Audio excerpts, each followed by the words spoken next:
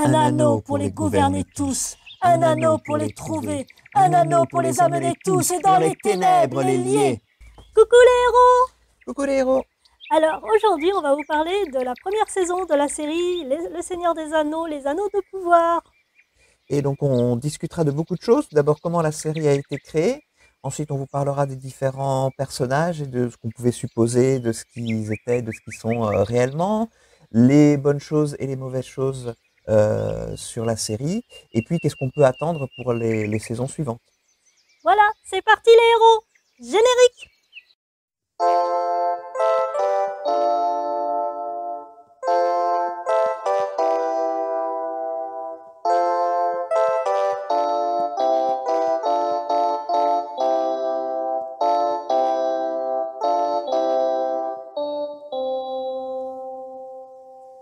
Donc on va commencer par le début, l'histoire de la série, comment elle est arrivée à être achetée par Amazon Prime.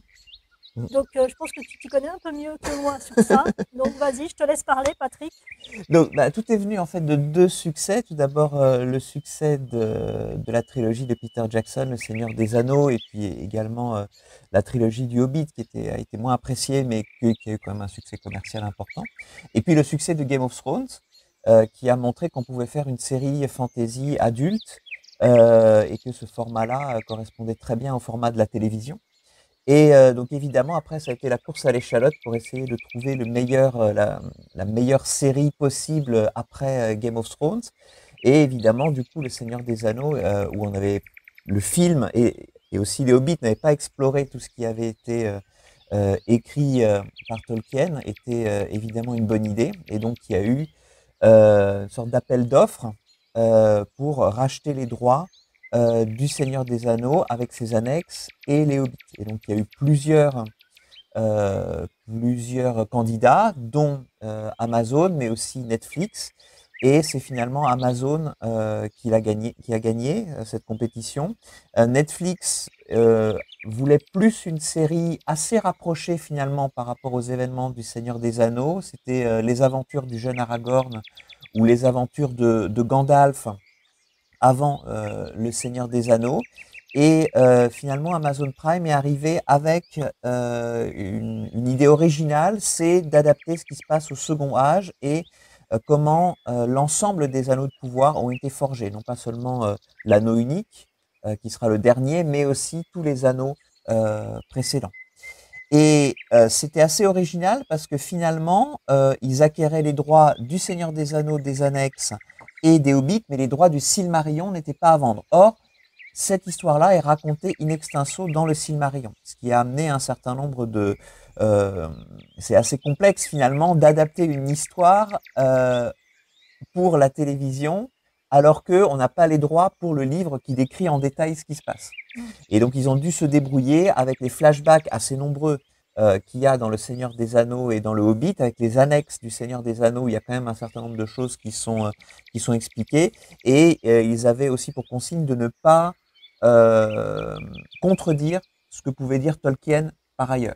Et donc c'est ainsi qu'ils ont pu obtenir pour, alors la somme est, on ne sait jamais dans ce genre de discussion commerciale pour quelle somme, mais on cite le chiffre de 250 millions 250 millions de dollars, ce qui est en fait le prix d'un bon film avec plein d'effets spéciaux de 2 heures. Hein. Maintenant, ça coûte ça. Donc là, c'est même, il n'y a pas une seule seconde qui a été tournée, et déjà, il y a eu 250 millions d'euros ou de dollars qui ont été dépensés.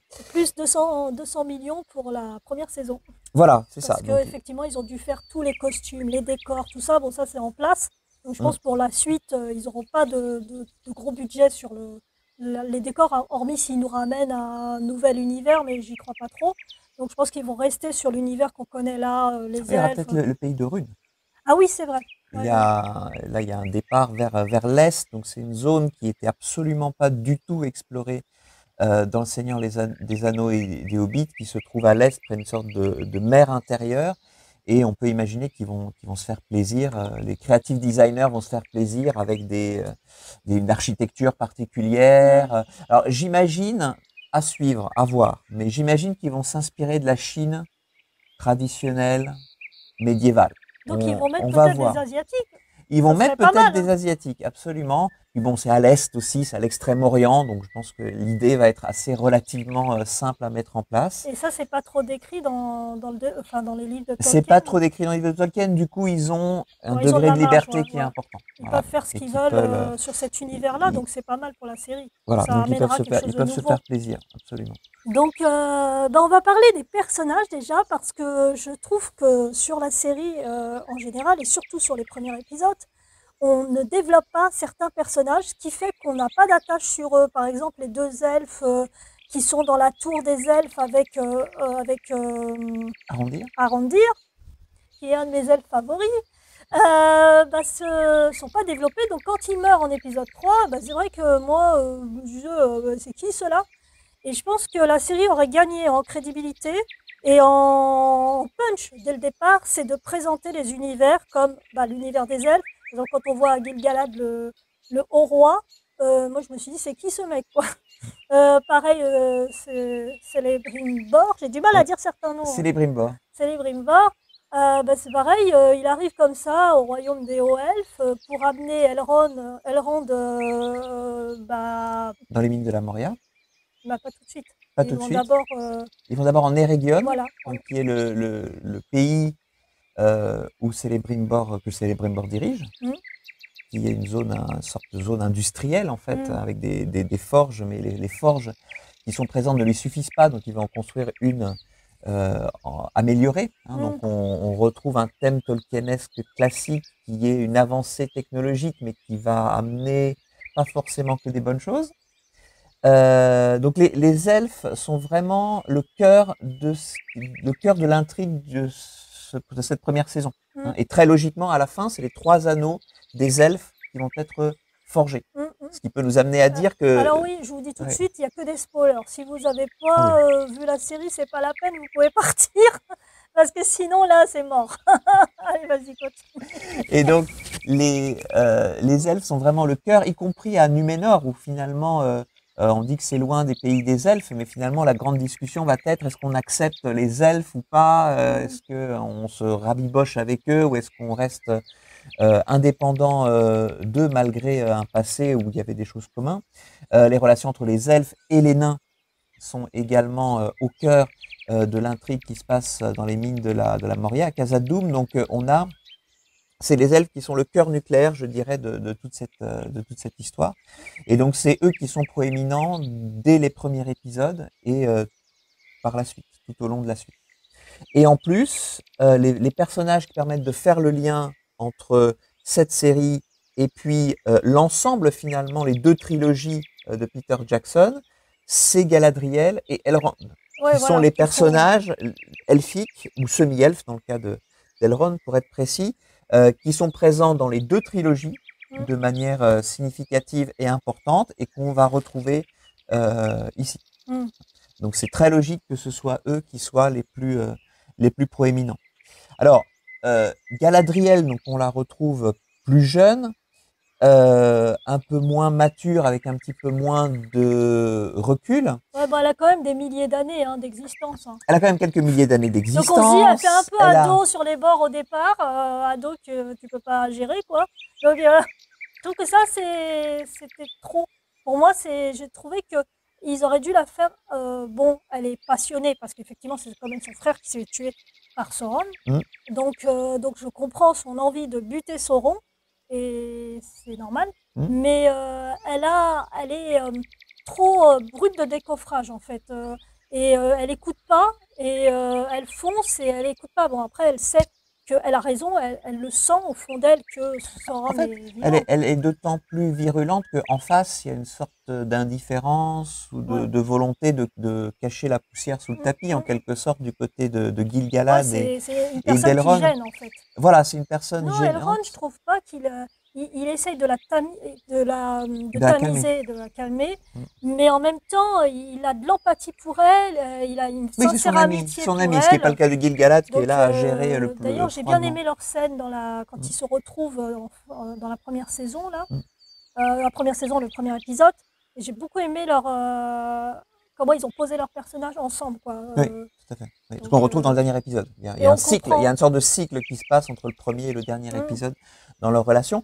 Mais Galadriel a raison en fait d'être virulente parce qu'elle a raison. Mmh. Sauron est bien là et en fait c'est pour ça je pense que le scénario est bien fait. Elle a raison, mais elle a quand même tort parce que elle va pas voir que Sauron est là juste sous son nez en fait avec Halbrand. Ouais. Donc tout en ayant raison, elle finit par ne pas le voir, ce qui est quand même une intrigue, c'est assez fort Ouais, de ce mais point de vue-là. ça paraît tellement évident parce que Halbrand, c'est vrai que sur le premier, enfin la première fois qu'on le voit dans le deuxième Mm. épisode, on se doute pas du tout que c'est Sauron. Moi, je m'en suis douté au quatrième épisode quand même. Je me suis dit, déjà le troisième, on se dit, oh là là, il se bat bien. Il a vraiment beaucoup de technique et en plus, il s'arrête devant la forge et ça, je me souvenais bien que Sauron, Oui. c'était Donc un. Sauron, c'était il a travaillé, enfin c'est un disciple d'Aulë qui est un des dieux forgerons. Mm, Hein, c'est le même qui a créé les nains. mm, D'ailleurs, ce sera peut-être intéressant pour la suite, cette parenté entre Sauron et les nains via Aulë. Mais effectivement, c'était un des premiers indices bizarres. Ça allait pas mm, très bien avec son rôle de roi, roi des pays du Sud. mm. C'était un D'ailleurs, petit il peu s'en étonnant. défend complètement. Il veut pas du tout entendre parler de cette histoire de roi du pays du Sud. Halbrand, moi j'ai bien aimé son côté où il se défend devant Galadriel d'être le roi des terres du Sud. Il n'a pas envie d'y retourner. Il lui dit, avec virulence d'ailleurs, il lui dit non, je ne veux pas aller là-bas, je ne reviendrai pas. Et c'est elle qui en fait amène le Sauron à revenir sur la terre du milieu. Donc c'est ça l'ironie de l'histoire avec Galadriel, c'est Mm. que non seulement elle trouve Sauron, parce que Sauron, moi je me suis, enfin Halbrand, on se dit qu'est-ce qu'il fait en pleine mer là, Ça, c'est pas expliqué. Ça, et il va ça c'est falloir pas qu'il y ait expliqué. quand même des explications dans les Mais prochaines moi j'ai saisons, mes quand même. petites théories là-dessus, c'est que soit il allait au Valinor, soit il allait à Numénor pour peut-être créer la zizanie dans ces endroits, créer la zizanie dans ces endroits qui l'ont quand même malmené, parce que les elfes l'ont quand même malmené finalement. Oui, je pense il va chercher, mais c'est ce qui, je spoil un peu la suite, mais c'est ce qui va se passer, hein. Il va de toute manière revenir à Numénor Mm. et aller corrompre Mais moi j'ai pas lu. les gens à Numénor. Donc, je crois que c'était son plan A. Ouais, Et qu'en fait, quelque part, Galadriel lui présente un plan B. ouais. Et qu'il hésite entre son plan A et son plan B.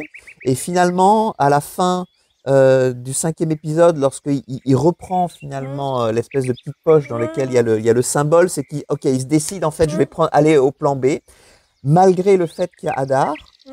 qu'il avait tué, entre guillemets, et il y a les Hadar, orques ouais, donc. qui sont pas forcément de son côté, mais il va se dire, ok, le plan B, on va y aller. Mais c'est ça qui est ironique en fait, c'est que finalement, elle veut défendre la Terre du Milieu et finalement elle ramène le pire ennemi de la Terre du Milieu là où il ne devait plus être. Mm. Et c'est ça qui est ironique, c'est que finalement Sauron n'avait pas du tout l'intention d'y retourner.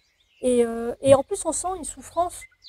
Oui, On a beaucoup d'empathie sur ce personnage parce que finalement, bon, quand on comprend à la fin vraiment que c'est lui, on est sûr et certain de toute façon.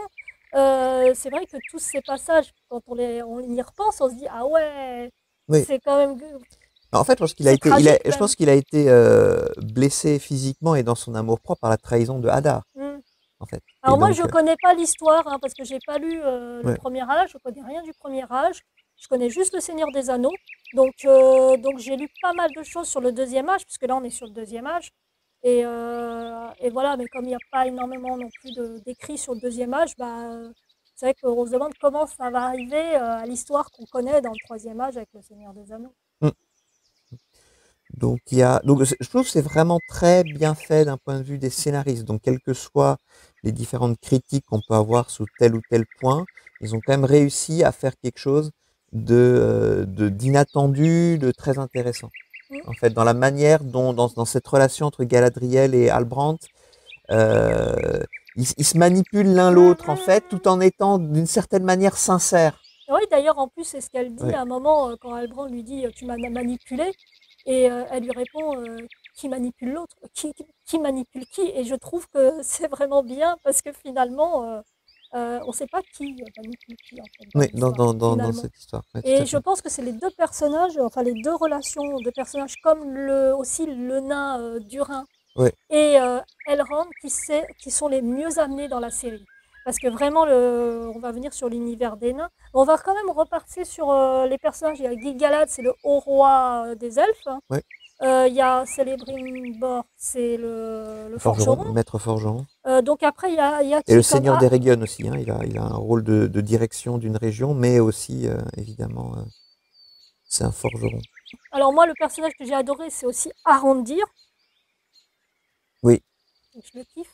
J'adore le moment où il prend la flèche, là, quand l'orque envoie la flèche et qu'il fait ça, et qu'il la rattrape. Ouais, les trucs à la Legolas, Ah là ça là. fonctionne toujours. Donc voilà, donc il a la classe, cet elfe, et en plus, comme ils l'ont bien amené, contrairement aux autres de la tour des elfes, bah, c'est vrai qu'on on a de l'empathie pour ce personnage, on a envie de le suivre. Enfin, moi, en tout cas, j'ai envie de le suivre, hein, je sais pas toi, mais moi, j'ai envie. Oui, oui, oui.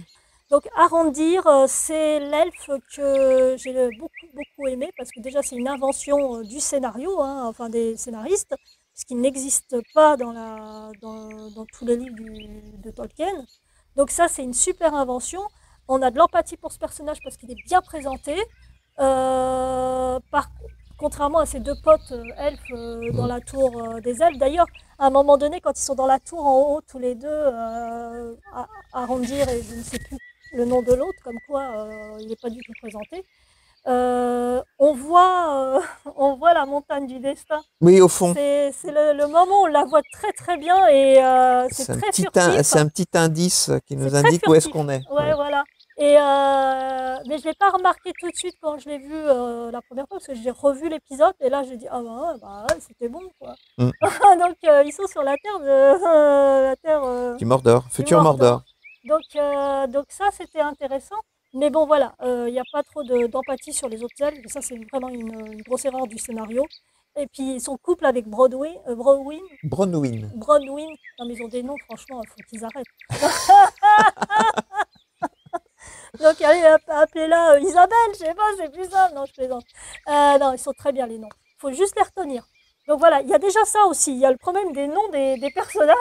Donc il faut aussi retenir les noms des personnages. Donc soit vous avez un calpa. C'est Celebrimbor qui mais bon, ça c'est Tolkien qui l'a inventé. Ça doit vouloir dire quelque chose dans les langages elfiques qui me va pas très bien. Bon, pas grave. Ah bon, ça veut dire quoi? Je sais pas, mais c'est le nom, je trouve qu'il est bizarre, mais ça doit vouloir dire quelque chose. Donc bon, Arondir, bon bah c'est vraiment un personnage voilà qui est très intéressant, très bien amené. Elrond on avait dit aussi, et on va venir sur le royaume des nains. Peut-être. Absolument. Donc vas-y, je te laisse parler des nains. Donc là, on est dans le moment glorieux des mines de la Moria de Khazad-dûm. Donc ils sont très bien reconstitués. Et les décors sont superbes. Hein. Les décors sont la musique, les décors, de toute façon la musique est incroyable de cette série. Hein. Voilà. Pas aussi bonne que celle de Howard Shore, mais disons elle fait le job. Elle fait moi j'ai trouvé que job. Franchement, sur le coup, je me suis dit, il manque un thème, je dirais, très marquant. Il y a peut-être le thème de Numénor qui est pas mal. Mais il n'y a pas de thème qui vraiment accroche l'oreille comme Howard Shore. Enfin bon, ça c'est une question de goût musicaux. La musique entre Arondir et sa petite copine, c'est toujours la même. Elle est jolie. Elle est jolie. Elle est très belle cette musique. Non, Arondir est définitivement un personnage excellent. Il essaye d'être diplomate, il essaye d'arrondir les angles un petit peu. Donc c'est toujours bien. Et ça fait 79 ans qu'il est dans la tour en plus. Alors on se dit. Ouais, il est mort de faim un petit peu. Il a envie là. Alors, c'est long. Tu m'étonnes. Alors, donc on parlait des nains. Alors les nains. Donc là c'est le moment de gloire de Khazad-dûm. Enfin pas tout à fait encore le moment le pic de gloire puisqu'ils viennent de découvrir le mithril. Et donc justement on est à ce moment charnière où on discute est-ce qu'on y va, est-ce qu'on n'y va pas. Et donc tout se joue par rapport au fléau de Durin, donc qui est le Balrog, qui se trouve au fond de cette mine. Et on sent le vieux roi, on sent qu'il a cette crainte en tête, qu'il formule pas, mais que à vouloir trop aller creuser profondément, on risque de réveiller des choses qui sont enfouies là. Donc est-ce que c'est une peur qui est diffuse ou est-ce qu'il a lui-même des informations un petit peu plus précises et qu'il n'a pas envie d'expliciter? Ça, on va peut-être voir dans les prochaines saisons. Donc par rapport à ça, j'ai trouvé un manque de subtilité assez flagrant dans le fait qu'on vraiment voit le Balrog Ouais. dans On n'avait le... pas besoin de le voir On sur la n'avait pas première besoin de le saison. voir. Sur la première C'est la saison, première saison. Je c'est... pense que c'est vraiment juste pour pouvoir le mettre dans les bandes annonces et pour exciter tout le monde pour dire qu'il y a un Balrog. Mais parce que le nom de Balrog, c'est l'ombre et la flamme. Donc il aurait suffi au fin fond de présenter une sorte de lueur qui apparaît au milieu des ombres. Et je pense que tout le monde aurait compris sans avoir besoin de le Ouais, montrer voilà. de face full frontal de manière complètement explicite. C'est un C'était peu un petit manque de quand... subtilité. C'est un peu le même style que quand t'as un moment sur l'écran est marqué la Terre La du Terre du Sud, Sud et qui et se puis là, transforme en Mordor. Ouais, et puis là ils ont abusé. là Genre ils aussi, nous c'est ont pris pour des idiots, quoi. voilà, c'est ça. Donc ça doit être pour le fin fond du public américain, mais qui a du mal Bah, on aime bien les Américains, hein, non. à aligner les choses, mais on avait tous compris. Et même si on n'avait pas compris, je pense même juste le dernier plan où on voit Halbrand Sauron descendre vers ce paysage qui est complètement désolé et complètement noirci. Là, peut-être les derniers qui n'avaient pas compris, ils auraient quand même un Tu petit peu m'étonnes. percuté. Donc, c'était un petit Déjà, peu ils auraient inutile. compris quand l'image là qui est magnifique, c'est quand Ouais. ils sont sur le radeau dans le dernier épisode Ouais. et que la caméra est en plongée, le reflet de Sauron et de Mm. Galadriel Oui, dans oui, ça l'eau. c'était un plan Je trouve que magnifique. c'est un super plan. Ouais. C'était un Et plan. c'est les plans que j'aime bien, c'est pas statique, il y a de la recherche, c'est pas champ contre champ, comme il y a beaucoup de champ contre champ dans le Seigneur, enfin dans les Anneaux de pouvoir, et c'est ça qui était un peu dommage. Il y avait pas énormément de séquences où il y avait des mouvements de caméra intéressants. Et ça, c'est dommage parce que je pense qu'ils auraient pu en faire, ils avaient les moyens de le faire. Donc après, est-ce que la réalisation voulait être statique, un peu plus statique, ou à part sur l'épisode, bien sûr, de la fameuse scène de cavalcade quand ils arrivent sur le village en épisode 6, où là, il y a vraiment, vraiment de l'action, mais je crois que c'est dû aux différents réalisateurs qui se succèdent, parce qu'il y a beaucoup de réalisateurs. Je crois que les 2 premiers épisodes, c'est le même.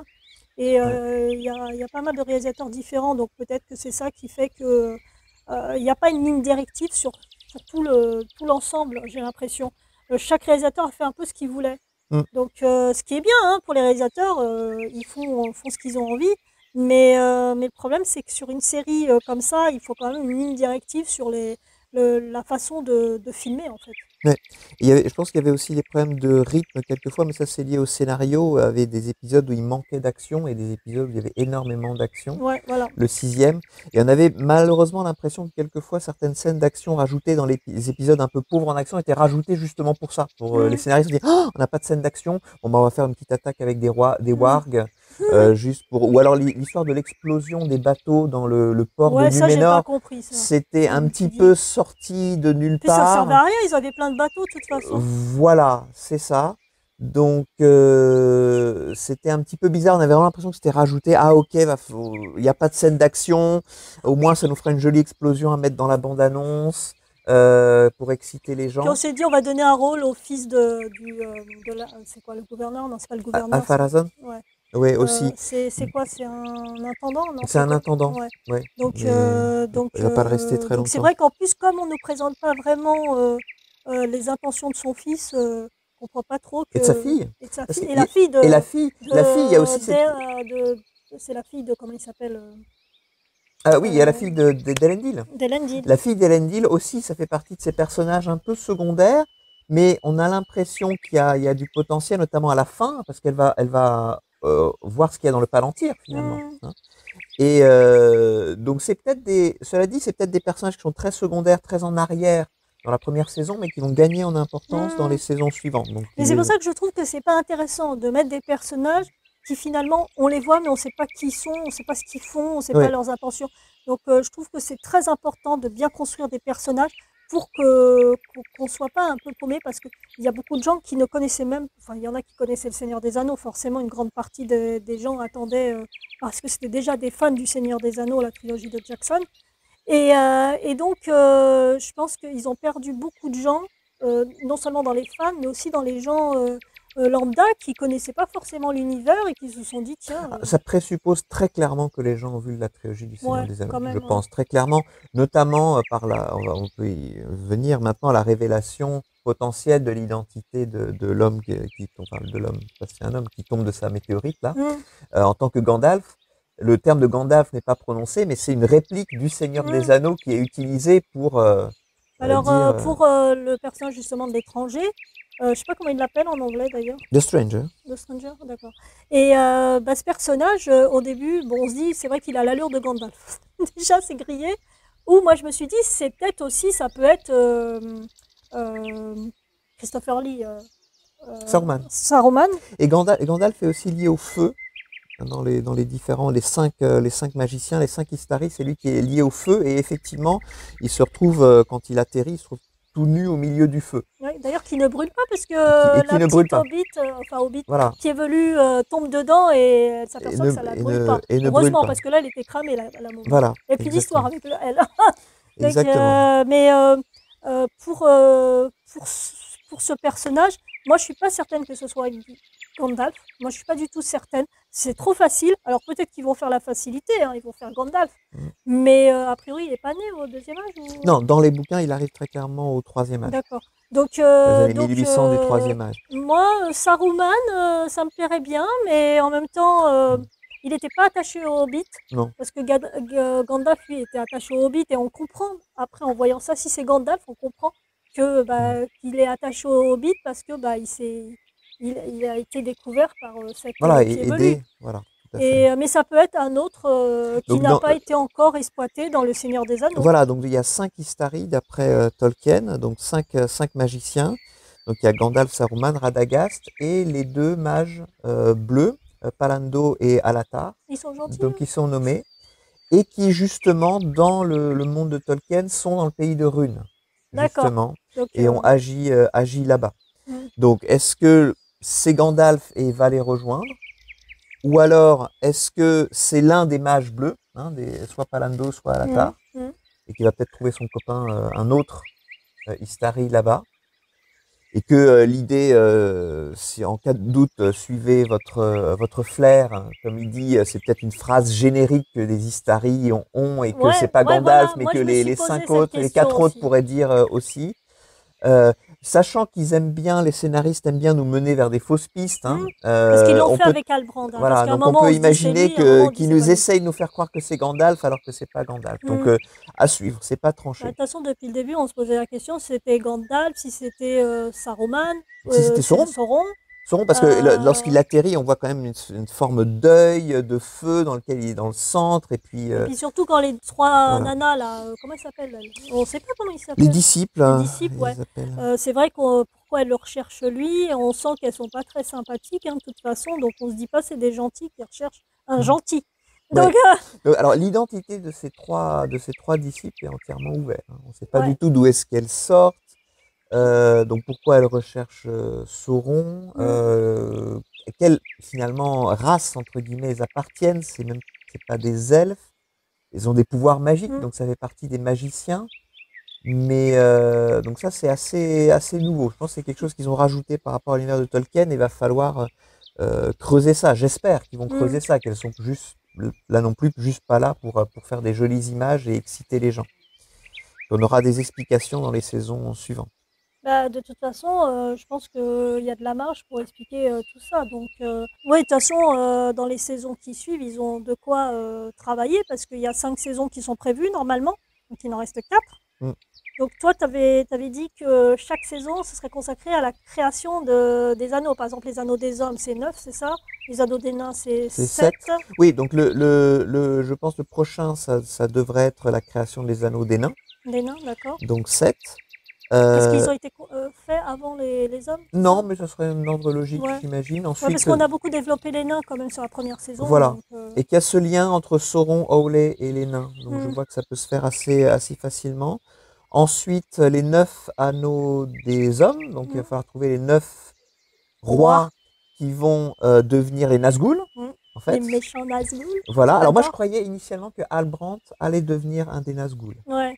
Soit le roi sorcier d'Angmar ou l'un des Nazgûl. Je le voyais de son côté un peu mauvais. S'il avait été vraiment le roi du Sud, ça aurait pu être une version où il serait devenu un Nazgûl après. Mais s'il y avait trop d'indices sur le troisième et Petit à petit, quatrième ouais, épisode petit à petit, ouais. pour se dire que c'était Voilà. un futur Nazgûl, quoi. Donc la troisième saison sur sur la formation des 9 anneaux des humains. Ensuite, la dernière saison sur la formation de l'anneau unique. Mm. Et la cinquième saison sur l'alliance entre les hommes et les elfes qui va aller vers la bataille finale. D'accord. Mm. Donc Mais je ça, le voyais c'est pas mal, comme structuration.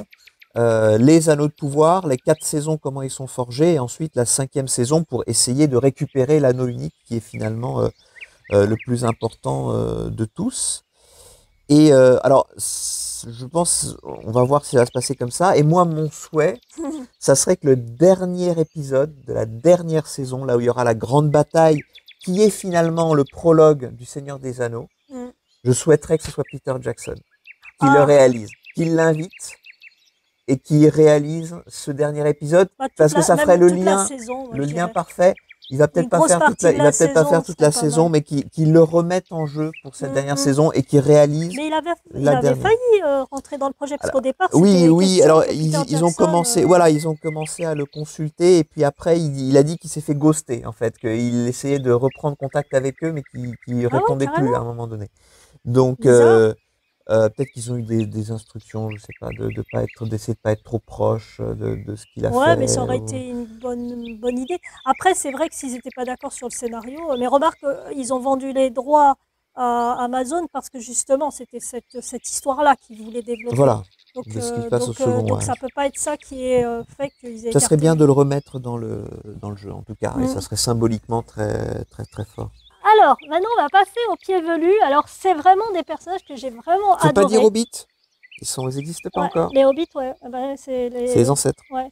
En fait, après, je crois que c'est la plus grande race des hobbits, en fait, a priori. Oui. C'est parce qu'il y a plusieurs... il y a les pieds velus, il y a encore autre chose et tout ça va former les hobbits. Mais en fait, ce que j'ai compris, c'est que eux, c'était vraiment la race ces personnages. De base. La souche. La plus importante en fait qui a formé les hobbits. Donc moi j'ai adoré Nori, j'ai trouvé que c'était un personnage super sympathique, rafraîchissant. Il y en a qui ont comparé Nori et Poppy.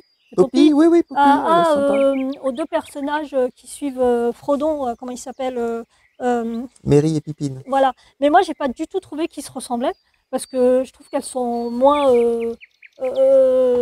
tête en l'air ou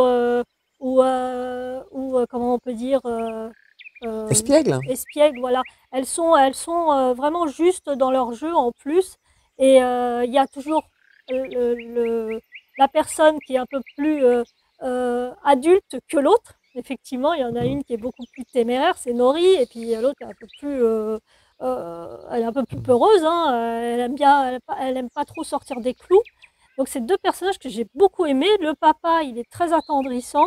La mère, mais je crois que Poppy, elle a perdu ses parents, c'est ça, elle a perdu si j'ai bien ses parents. compris. Donc, parce qu'au début, je me disais, c'est quoi? C'est sa cousine, c'est sa sœur, et donc effectivement, c'est un personnage qui a été adopté finalement par cette famille.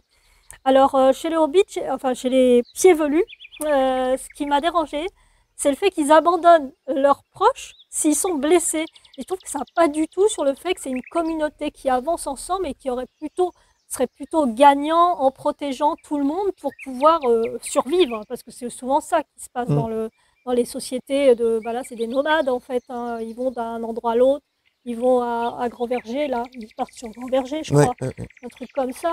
Donc ça m'a un peu gêné sur l'histoire des pieds velus, parce que je trouvais ça radical, quoi. Oh, tu t'es cassé le pied, allez, dégage. Si tu suis pas, tu suis pas. Donc j'ai trouvé ça dur. Parce que je trouve que ça va pas avec leur idéologie d'être des grands nomades, des grands protecteurs de la nature. Ils se fondent dans la nature. D'ailleurs, quand on les voit au début avec les humains, enfin les hommes qui traversent avec leur machin, là, je sais pas ce que c'était, hein. C'était des grandes voiles, pratiquement, on aurait dit des sortes d'os géants presque. Oui. Non, c'est des chasseurs. Ils étaient des chasseurs pour faire croire aux animaux qu'ils sont eux-mêmes des animaux. Ah ouais, d'accord. Ah oui, je me suis dit, c'est très joli visuellement. J'ai trouvé ça très joli. Mais là aussi, c'était quelque chose de très joli, qu'on a très bien vu dans la bande-annonce. Mais ça a pas de conséquences, Ouais, en fait. voilà, On ouais, sait ouais. pas très bien qui sont Parce ces que chasseurs, finalement. finalement, ils ne font que passer. Ouais. Et c'était un peu les personnages pour dire, voilà, ils savent très bien se camoufler de tout le reste parce qu'ils ne s'aperçoivent même pas qu'ils sont là. Mais il y en a un qui dit, il a entendu quelque chose. Mais Mmh. c'est vrai qu'on voit le côté très, très, bah, je me planque, je me sers de la nature pour justement me planquer. Et j'ai trouvé ça super beau Mmh. de les voir si proches de la nature. Le personnage Ça du... rappelle les maisons des Hobbits où ensuite ils sont sous terre, Ouais, ouais. en fait, donc cachés dans les collines. Alors bon, après ils sont moins cachés Ouais, que parce ça, mais que parce qu'ils sont installés. Mais moi, il je y a rêvais cette d'avoir une idée-là. maison comme eux, là, les Ah oui, Hobbits. oui, ah, Ah trop ouais, bien, j'ai kiffé leur maison, moi. trop bien. Tiens, je veux la même. Donc, ouais, qu'est-ce que tu as à dire sur les... Alors bon, on retrouve les grands thèmes qui sont présents chez Tolkien, donc effectivement l'entraide. À part ça, mais Bah, à l'entraide, part cette non. histoire d'abandon, bah si quand même, une fois qu'ils sont installés ensemble Ouais, mais bon, sur un même endroit, il y a une sorte ouais, parce que de là, ils sont pas obligés communauté. de se déplacer, Ils mais dès qu'ils se sont déplacent, voilà, dès qu'ils se déplacent, mais ça a l'air quelque chose bye bye. d'absolument vital finalement pour eux. Donc c'est peut-être, il faudrait voir comment dans les tribus préhistoriques avant le néolithique, avant l'installation, comment ça fonctionnait chez les Néandertals et chez les autres. Peut-être qu'ils abandonnaient les gens, parce Bah, que en les fait, ils ont quand migrations même étaient le retrouvé point central. des personnes qui avaient eu un truc cassé et qui avaient été Quand même, ressoudées.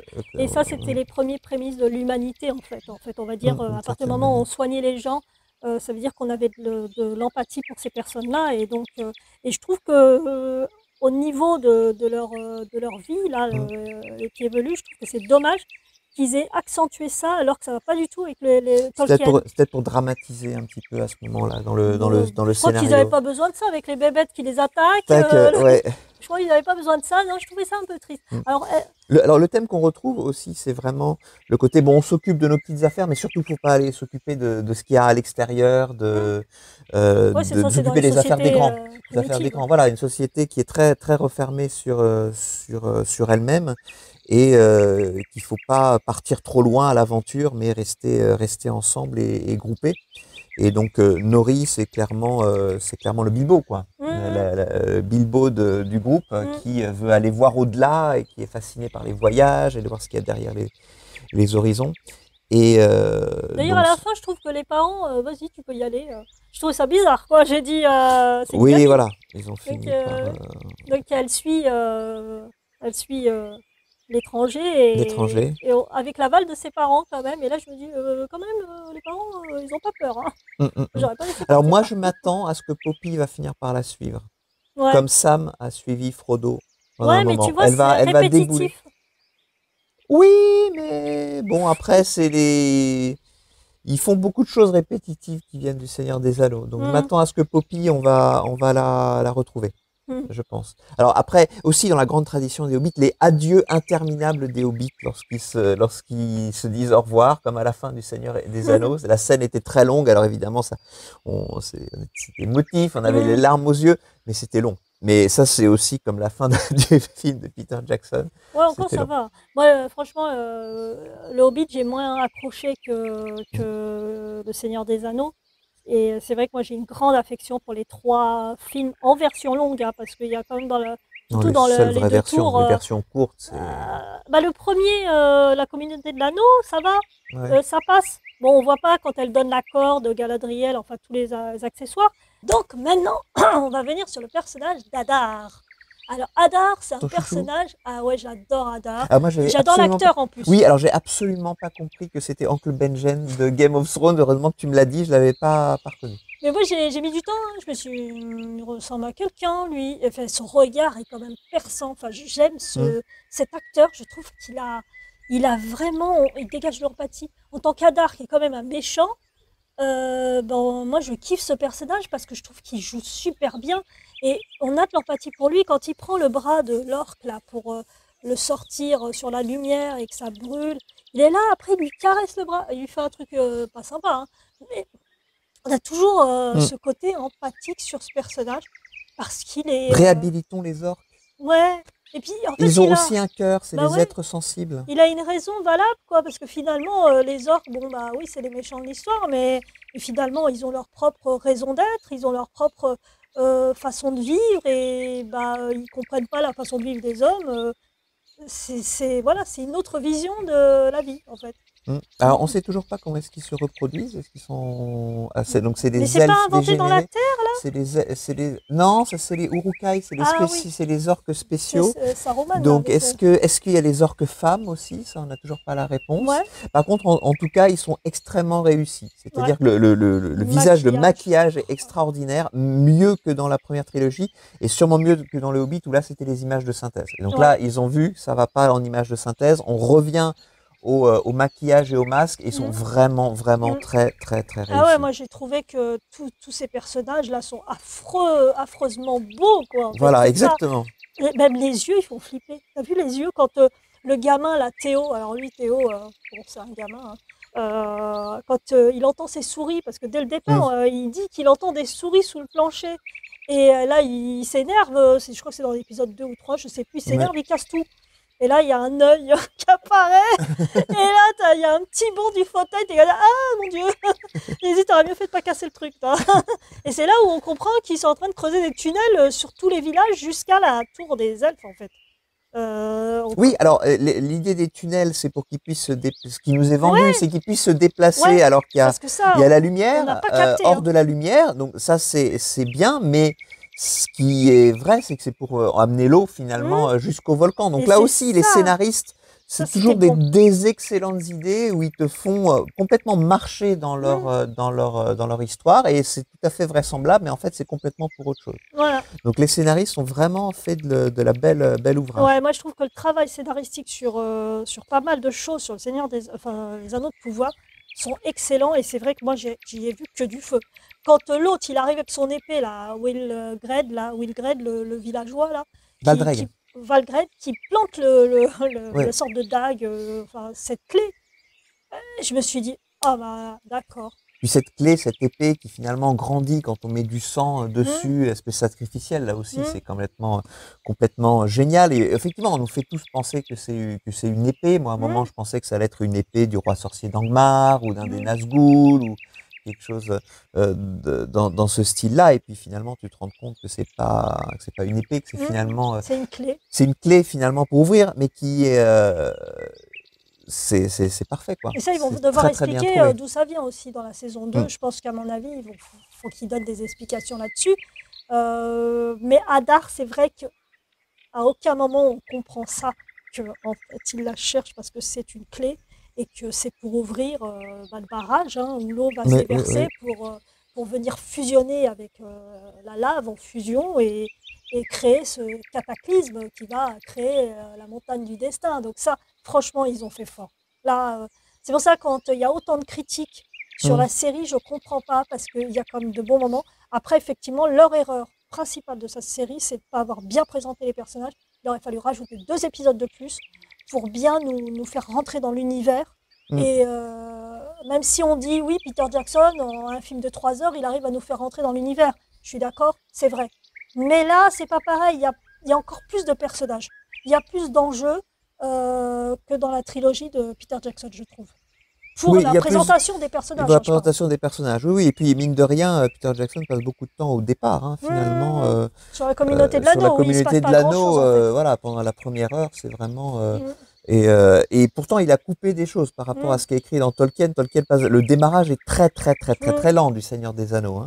Peter Jackson a coupé, mais néanmoins, il réussit à bien poser les différents personnages et à les évoquer extrêmement, à les présenter de manière particulièrement efficace. Et moi, je suis pressée de voir la baston entre Hadar et Sauron. Oui. Je crois que ça va être géant. Je crois que je ne sais pas si en saison 2 qu'ils vont. Je pense que comme il arrive au Mordor à la fin, on le voit arriver. Oui, c'est ce qui va arriver. Donc à mon avis, ça va être une bataille. Je pense qu'Hadar va pas survivre, ça c'est sûr, parce qu'on ne le connaît pas sur le 3e âge, donc j'imagine qu'il n'a pas su.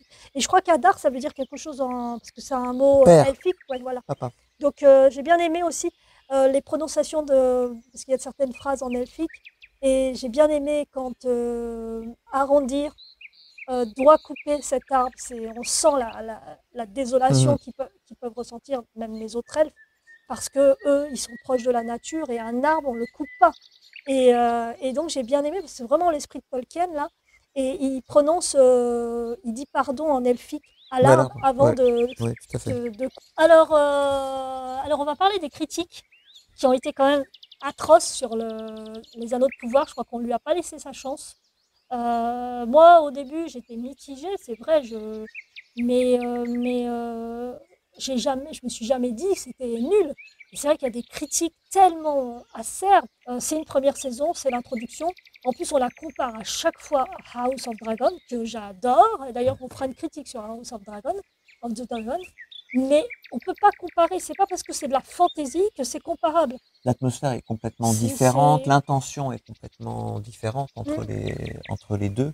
Quand Donc t'as parlé. il y a deux critiques qui me paraissent irrecevables.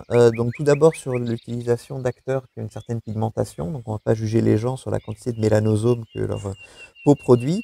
Et l'idée, alors ce qu'il y avait aussi caché dans ces critiques, c'est que l'idée, oui, c'est une nation, c'est un peuple, donc tous les elfes doivent être blancs. Non, un peuple maintenant, une nation est composée de gens de différentes couleurs. On est au 21e siècle, Puis c'est je crois que terminé. Tolkien ne précise pas forcément les couleurs de Non, peau. il précise Il pas. précise rien, Et puis donc même, il y a des gens qui prennent aussi Tolkien à témoin, c'est facile. Avec un mort, dit Tolkien n'aurait pas aimé ça. Moi, je leur réponds, Tolkien, il n'aurait pas aimé le petit détail sur l'armure de Galadriel. Tolkien, il n'aurait pas aimé la statue qu'il y a à Numénor. Tolkien, il n'aurait pas aimé le micro-détail. Il n'aurait pas aimé. Donc, c'est même pas la peine. C'est même pas la peine de. Il souhaitait pas forcément que ses œuvres soient adaptées. Bon, donc donc ça c'est absolument pas recevable. Et deuxième critique, c'est la compression du temps. C'est-à-dire ouais, qu'effectivement, c'est une histoire qui se passe sur millénaire. Ouais, plusieurs c'est ça. milliers d'années, sur plusieurs générations, et c'est pas adaptable. C'est pas adaptable. Regardez déjà comme les gens ont été un petit peu déstabilisés par les sauts dans le temps qu'il y a dans House of the Dragon, Mm. hein, où il y a eu des changements d'acteurs. Donc imaginez de faire ça pour les anneaux de pouvoir avec non seulement des mêmes personnages qui vieillissent, mais ça voudrait dire qu'il faudrait avancer l'histoire avec les enfants ou les Mhm. petits-enfants des premiers qu'on a vus dans les premiers épisodes, etc. Ça, c'est absolument ingérable, Ouais, c'est donc c'est clair. parfaitement normal. Le Silmarillion est inadaptable. On le dit inadaptable et c'est vrai, même le Seigneur des Anneaux est complètement inadaptable en tant que tel. Et Ouais. donc il faut forcément faire des modifications pour que ce soit possible de le présenter sous forme de film ou de série. Là, on a quand même la chance d'avoir finalement quelque chose qui va durer plus de 50 heures. Hein. Bah, Donc il y a quand même le temps de bien poser les choses, mais ça ne peut pas être une excuse pour oui. imaginer une histoire qui puisse être racontée sur plusieurs milliers d'années dans un format par image. Et puis en plus, comme il faut s'attacher au personnage, Oui. si on change de personnage tous les 5 minutes, ça va pas, Voilà. Alors, il y aurait ça va que pas le les faire. elfes. Il y aurait que les Oui. elfes qui, par Qui nature, pourrait être. resteraient là. Mais sinon, on serait Et les obligé nains de qui ont quand voir, même une sacrée longévité aussi. voilà, où on serait voir de différentes successions de rois à Numénor, une succession de personnages dans les terres du Sud. Ça serait absolument pas gérable. Pour moi, ils ont bien fait Tout de tout condensé. condenser Mais je pense qu'il sur n'y avait pas le choix. Il y a tout simplement quelques pas le choix. années. Bon, Elandir, au départ, il n'aurait jamais été là, Isildur non plus, puisqu'il Oui. arrive à la fin du deuxième âge, puisque c'est lui qui coupe les doigts à Sauron, et qui récupère l'anneau et qui ne veut pas le jeter dans le... Donc déjà, dès le départ, on se dit, oh là là, on va pas l'aimer celui-là, Isildur. Alors, moi, je pense, pour la saison suivante, par rapport à Isildur, ils ont vraiment, dans un petit peu une faiblesse comme du scénario, ils ont vraiment insisté, tout fait pour que Isildur reste Mm, dans les terres du sud Mordor, mm. hein, faisant sa fausse mort, qui est un peu ridicule D'ailleurs, ouais, voilà, c'est oui, ridicule. parce que tout le Parce monde que, sait qu'il va survivre. en fait, que nous, il nous montre qu'il a survécu, Mm. ça aurait dû être fait parce que les autres, effectivement, eux, ils savent pas qu'il a survécu. Mais nous, on le sait déjà, donc c'était Donc c'est pour pour... lui trouver une excuse à rester Mm, dans le Mordor, donc potentiellement à interagir avec Sauron. mm, En fait, ou Hadar. mm, Et on peut imaginer que Sauron va commencer à corrompre son cœur, mm. en fait, et que ça va finir par aboutir à ce que Isildur ne jette pas l'anneau par la suite. Ouais, Donc, tu crois qu'il a besoin de ça pour pas le jeter? Parce qu'il est quand même ambitieux aussi. bah, il est ambitieux, mais on peut imaginer que Sauron va commencer à le. Oui, alors il va Mm. se rappeler de quelque chose que lui a dit Et ce qui est Sauron marrant, c'est quand il par rencontre rapport au Sauron, pouvoir. enfin, Halbrand, Oui, et c'est marrant de savoir que, bah, en fait, il rencontre la personne qui va quand même lui couper un détruire doigt et puis Sauron, détruire hein. son pouvoir. Oui, tout Ouais, à ouais. fait. Donc sur les critiques, il y a deux critiques qui me paraissent pas recevables. Après, on peut discuter de tel ou tel jeu d'acteur, de tel ou tel choix scénaristique, mais il y a eu quand même beaucoup de travail. C'est des gens qui sont passionnés par Tolkien, ça se voit, qui ont respecté les grands thèmes Mm. de Tolkien, qui sont illustrés même quasiment de manière quasi scolaire. On imagine qu'il y avait une sorte de liste finalement, de cahier des charges. Une histoire de Tolkien doit comporter ça, doit comporter ça, doit comporter Mm. ça. Ils ont coché les uns après les autres les cases du cahier des charges. Donc il y a un grand respect quand même de l'esprit. Et c'est ça qui compte. Mm. C'est ça qui compte finalement. En tout cas, pour ma part, ouais, la plupart des critiques ne sont pas trop recevables, Mm. effectivement, et surtout, effectivement, sur la couleur de peau des personnages. Moi, je m'en fiche complètement. Moi, ce qui m'intéresse, c'est qu'on m'amène un univers et des personnages pour lesquels je vais être dans l'empathie. Donc le reste ne m'intéresse pas. Puis même les orques, il ne faut pas faire d'orcophobie, Ouais. je dirais. Défendons les orques, c'est leur acte. Effectivement, on les aime pas parce que c'est les actes qui font qu'ils sont pas bien. Mais juste à leur figure qui est un peu hideuse, non. Non à l'orcophobie. Et puis moi, j'ai adoré qu'Albrand soit beau parce que en général, les méchants sont toujours moches dans l'univers de Tolkien. C'est vrai. Non, non, non, là Ouais, justement, quand même, son les orques son laissent forme tomber la Anatar. tête Ouais, qu'ils mais ont. justement, dans le Saruman, il a Silmarillion, une tête. il est laisse sous tomber. forme d'Anatar, qui Hmm. est assez séduisant, Ah, d'accord. et il est aussi appelé le Seigneur des cadeaux. En fait, The Lord of Gift, parce qu'il Hmm. est très généreux. Et donc, c'est aussi l'un des premiers indices dans le 8e épisode que Halbrand et Sauron, c'est lorsqu'il dit, voilà, je vous fais un cadeau. En Ouais. fait, à un moment où il dit, et là, c'était un gigantesque tilt pour tous les gens qui se rappelaient du surnom Lord of Gift. Hmm. Ah, d'accord. Bah, ça, non, ça, j'ai pas fait attention, par contre. Bon, après, voilà, quoi, il y avait tellement d'indices avant. Et il y avait aussi le fait qu'il avait ce truc avec des anneaux. Oui, La l'espèce de bandoulière, là. bandoulière, là, avec des anneaux Et là, dessinés je me dessus, suis ouais, dit, c'était. ah là, c'est gros quand même. Quand il part Enfin, c'est tellement en gros. épisode 5 avec son truc là, je dis, ah, c'est bon, c'est Sauron lui. Il y a des anneaux partout. Ça se fait si on C'est compte un les gros anneaux. vicelard Si on en plus. compte les anneaux sur la ceinture, il y a peut-être le bon nombre d'anneaux. Ça se trouve, hein, il faudrait Oui, compter. Tiens. il On va faudrait compter. essayer. Mais c'est génial parce que il cache des choses, mais à la vue de tout le monde, quelque part. Hidden in plain sight, comme C'est disent pour les ça que c'est bon en anglo-saxons. fait. C'est pour ça que c'est bien voilà. fait. C'est Ouais, ouais. intelligent, en fait. On peut C'est reprocher malin. certaines choses à la série, la pose des personnages, l'univers qui est pas bien posé au départ et que bon s'y perd un peu, hein, mais on peut pas leur enlever qu'il y a des bonnes idées dans cette série Mm. et que des idées qui vous scotchent quoi. Le coup du Mordor, c'est vrai que jusqu'au presque au dernier moment, on s'en doute pas du tout que ça va se passer comme ça. On se doute qu'ils sont sur la terre du Mordor. Oui, mais À un moment donné, on commence non, à c'est comprendre que c'est le Mordor. Mais parce qu'en fait, ils essayent de mettre la carte un peu en penché quand ils y oui, tout passent. à fait. D'ailleurs, vers Ouais, la fin, ouais. il n'y avait pas assez de cartes. Je trouve qu'ils auraient dû quand même plus souvent mettre des cartes, que ce soit même au début, à la fin, au Oui, milieu. Parce que je trouve qu'à un moment donné, il n'y en a pas assez, surtout vers la fin, les derniers épisodes de la série. Et peut-être parce qu'ils ne voulaient pas montrer. Parce qu'en fait, les numéros en rien.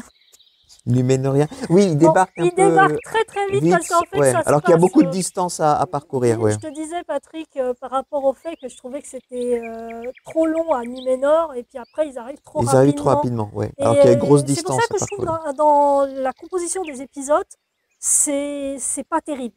Ça, c'est vrai qu'ils auraient dû faire autrement pour la composition des épisodes. Après, dans les épisodes En fait, on a aussi. l'impression qu'ils ont tout misé sur l'épisode 6 pour que tout se rencontre et se collisionne à l'épisode 6, effectivement. Et il fallait arriver vite. Alors que s'ils avaient mis un épisode entre les deux, entre Mm. l'épisode 5 et l'épisode 6, on va dire, peut-être que ça aurait été mieux. Mais bon, après, on aurait dit aussi, ah ouais, mais ils mettent trop de temps pour arriver.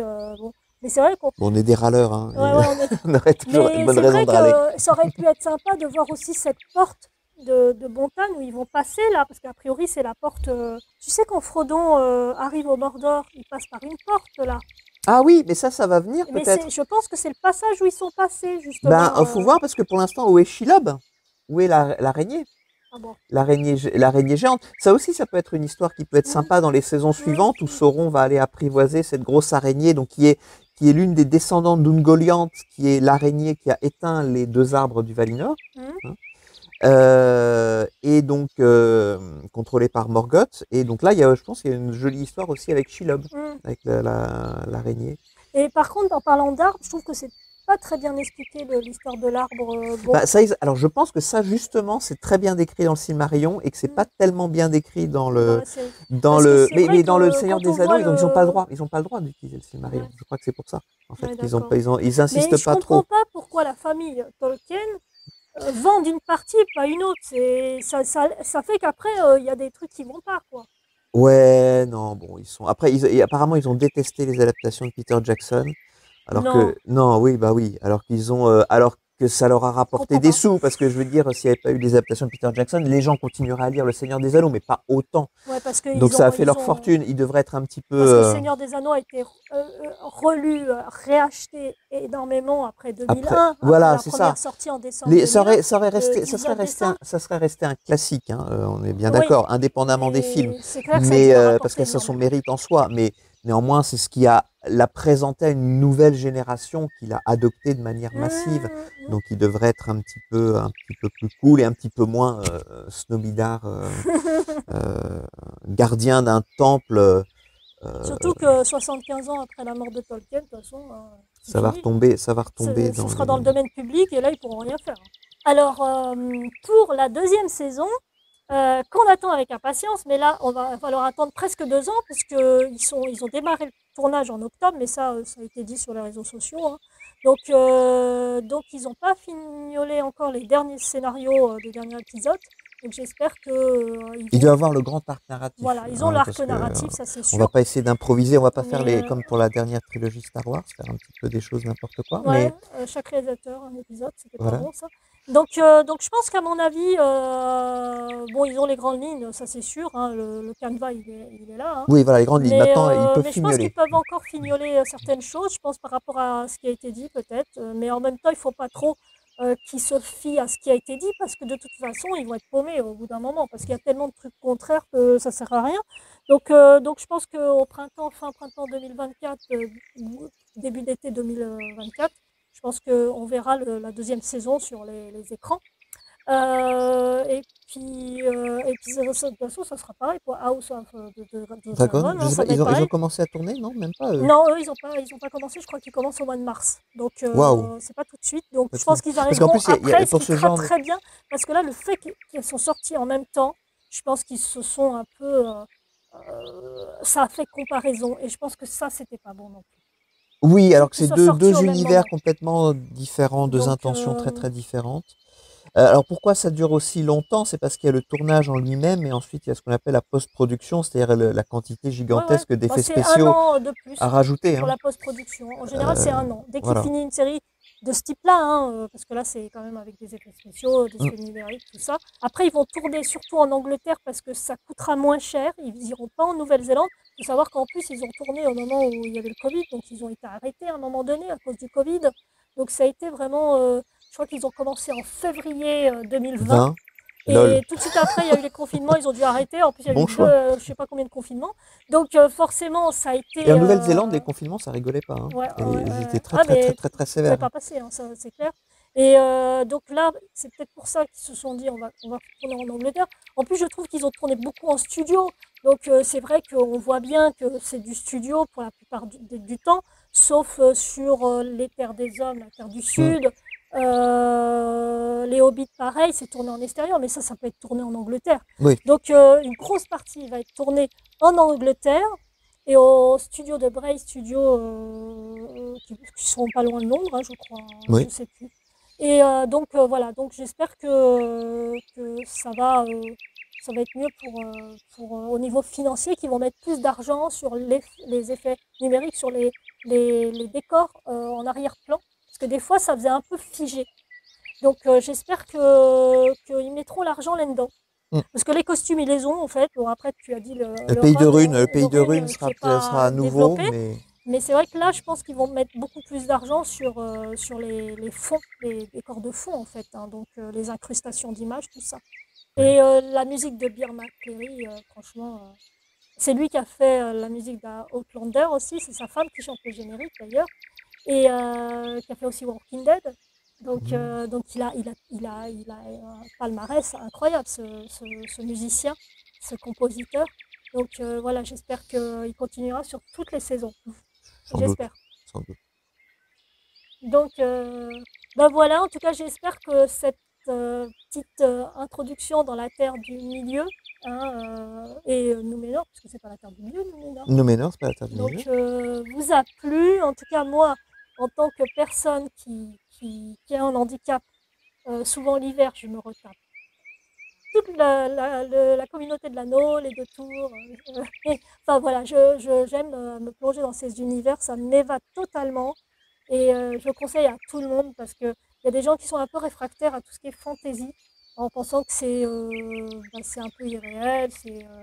Mais en fait, c'est les personnages qui comptent. C'est pas seulement qu'il y a de la fantaisie, que ça se passe dans un monde enfin, irréel. Mm. C'est aussi que vous vous attachez aux personnages. Et je pense que tous les ouvrages de fantaisie en général, c'est toujours l'humain. Enfin, Oui, bien sûr, ça nous c'est ramène à soi. toujours. On retrouve des thèmes qui sont universels, là, comme Mmh, le thème du pouvoir, le thème de l'amitié, mmh, le thème de comment est-ce qu'on peut se la rassembler pour fraternité. la fraternité, comment est-ce Oui. qu'on peut se rassembler face à une menace Mmh, qui est commune. C'est les thèmes qui sont généraux. mmh, Hein. mmh. Donc voilà, moi je conseille à tout le monde, hein. Et de toute façon, hein, lui c'est un gros fan, hein, il a tout lu. Lui. Voilà. Merci les héros d'avoir suivi cette vidéo. J'espère qu'elle vous a plu. Alors pensez à mettre le pouce en l'air, hein, ça c'est très important. Et puis vous abonner parce qu'on a besoin d'abonnés, hein, c'est très important pour faire grandir la chaîne. Merci beaucoup les héros.